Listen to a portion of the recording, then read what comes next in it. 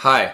Recently I read a news article titled, "Yazidis Commit Mass Suicide After Rape by Islamic State Fighters."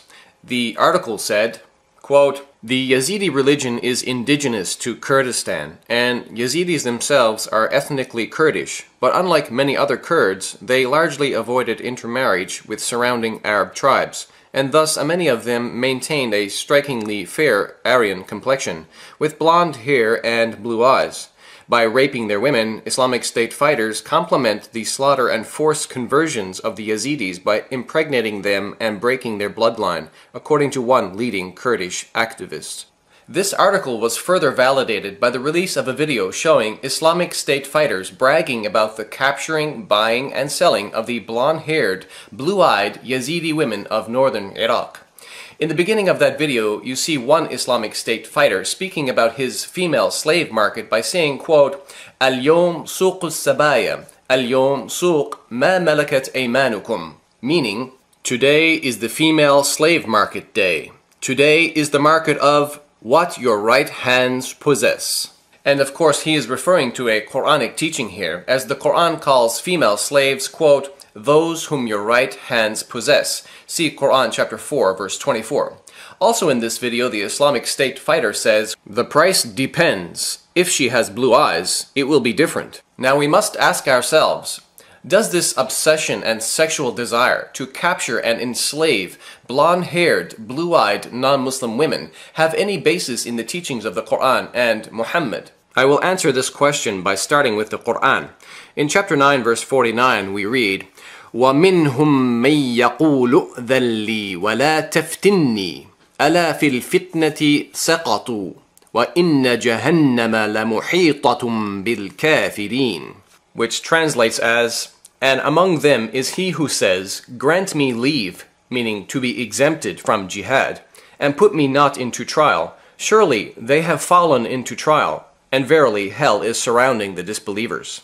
Now, in order for us to understand the historical context of this Quranic revelation, we first need to turn to the tafsir or exegesis literature for an official Islamic commentary on the Quran. In the popular and widely used Tafsir al-Tabari, it says the following about Quran chapter 9 verse 49. وَذَكَرَ أَنَّ هَذِهِ الْآيَةِ نَزَلَتْ فِي الْجَدِّ بْنِ قَيْسٍ.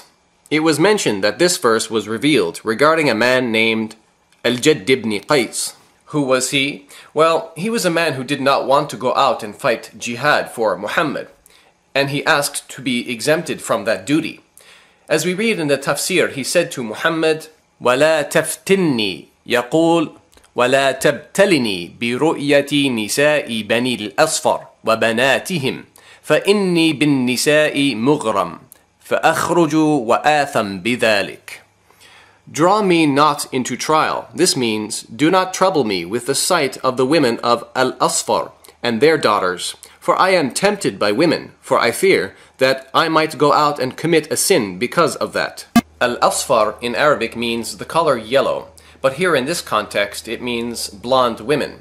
So why did this man named Al-Jadd react to Muhammad that way? Well, the answer is, Muhammad was enticing his men to go out and fight jihad by promising them blonde female slaves, as we read in the tafsir, عن مجاهد في قول الله إئذن لنا ولا تفتني قال رسول الله اغزوا تبوك تغنموا بنات الأصفر والنساء الروم فقال الجد إئذن لنا ولا تفتنا بالنساء. It was narrated by Mujahid regarding Allah saying, quote, "Grant me exemption and draw me not into trial," that the messenger of Allah, meaning Muhammad, said, "Invade Tabuk, and your spoils will be the daughters of Al-Asfar," meaning the blonde people, "and the women of Rome." So Al-Jadd replied, "Grant us exemption and draw us not into trial with women."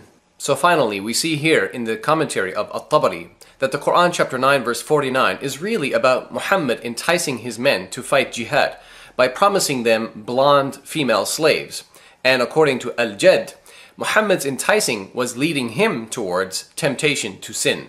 So, if you're a Muslim or if you're thinking of converting to Islam, I would like to ask you, do you think that Muhammad's enticement is acceptable?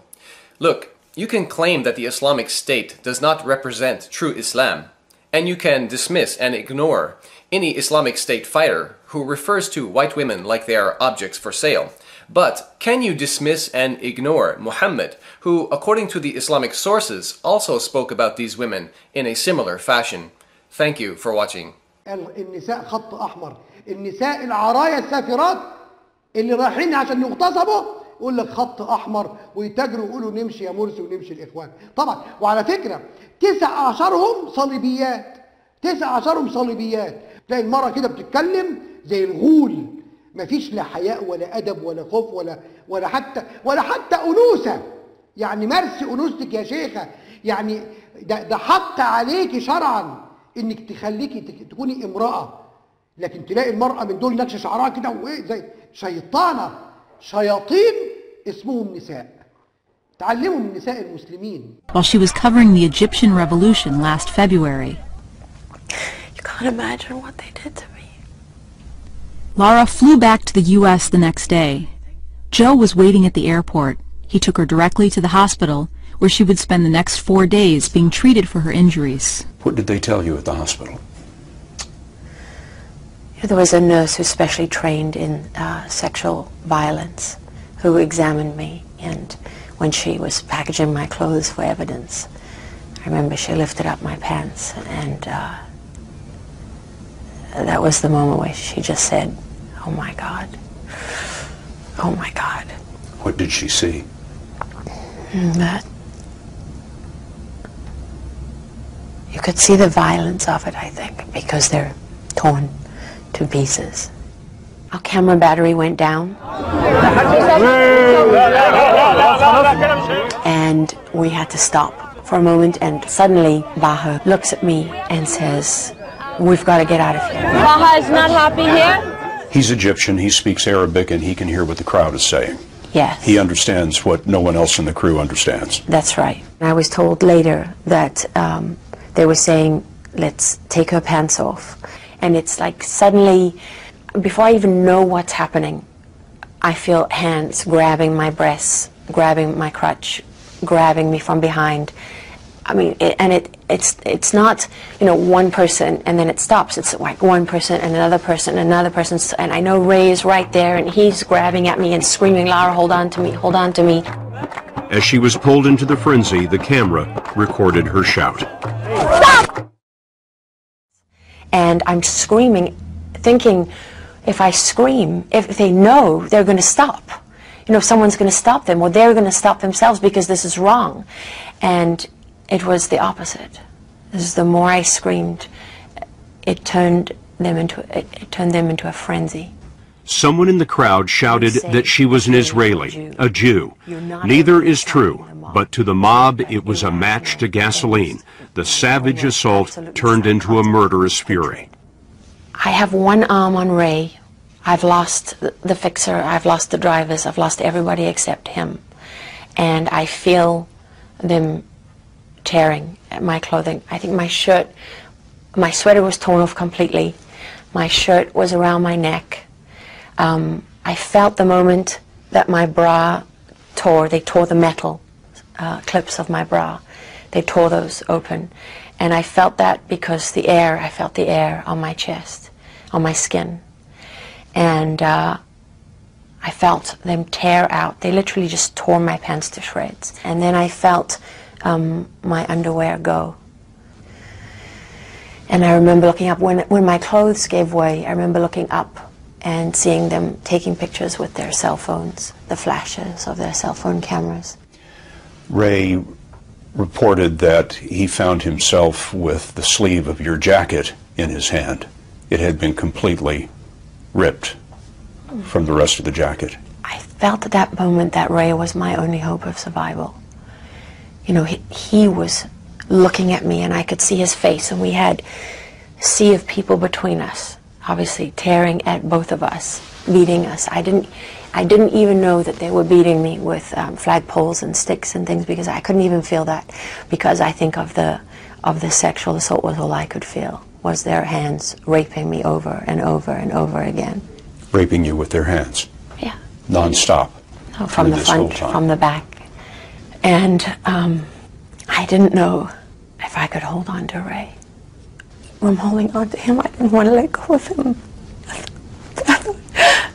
I thought I was going to die if I lost hold of him. But in that moment, Ray, a former Special Forces soldier, was torn away. When I lost Ray, I thought that was the end. It was like all the adrenaline left my body. Because I knew in his face, when he lost me, he thought I was going to die. They were tearing my body in every direction at this point, tearing my muscles. And they were trying to tear off chunks of my scalp. They had my head in different directions. Pulling at your hair. Oh yeah, and not trying to pull out my hair, holding big wads of it, literally trying to tear my scalp off my skull. And I thought, when I thought I'm going to die here, and my next thought was, I can't believe I just let them kill me. That was as much fight as I had, that I just gave in, and I gave up on my children so easily. How could you do that? Your daughter and your son are 1 and 2 years old. I had to fight for them, and that's when I said, okay, it's about staying alive now. I have to just surrender to the sexual assault. What more can they do now? They're inside you, everywhere. So the only thing left to fight for was my life. It was a fight she endured about 25 minutes. There was no doubt in my mind that I was in the process of dying. I thought, not only am I going to die here, but it's going to be just a torturous death that's going to go on forever and ever and ever. And I'm screaming and hysterical. I'm like a wild thing at this point. I mean, you imagine my hair is everywhere because they've tried to tear my scalp to pieces. My clothes are shredded. I'm filthy black with dirt from going down into the filth. Going down on his knees in front of me, and he said, I'm so sorry. I'm so sorry. By the time producer Max McClellan saw Laura, she was in the arms of one of the drivers, dangling as if her legs were broken. She looked like a rag doll. She looked completely limp. She looked like someone who was physically, emotionally, and mentally spent, overwhelmed. The soldiers drove Laura and her 60 Minutes team back to their hotel, where a doctor examined her. She was basically sore everywhere, head to toe. It was like she had been through some sort of grinder. The next morning, Max and Laura flew back to the U.S. When you landed in Washington, you didn't go home. You went straight to the hospital. And I stayed there for 4 days, which was hard. My muscles were so unbelievably sore because they were literally stretched from the mob trying to tear my limbs off my body. My joints, every joint in my body was distended. And then the more intimate injuries, the tearing inside, and the mark of their hands, their fingers, all over my body, cuts and everything you could imagine, but no broken bones. That in Egypt in particular, sexual harassment and violence are common. I had no idea how endemic, that it is so rife, so widespread, that so many Egyptian men admit to sexually harassing women and think it's completely acceptable, in fact blame the women for it. Why are you telling the story now? One thing that I'm extremely proud of, that bedeutet, ich finde auch, wir sollten uns mal darüber bewusst sein, wir sind ein Einwanderungsland.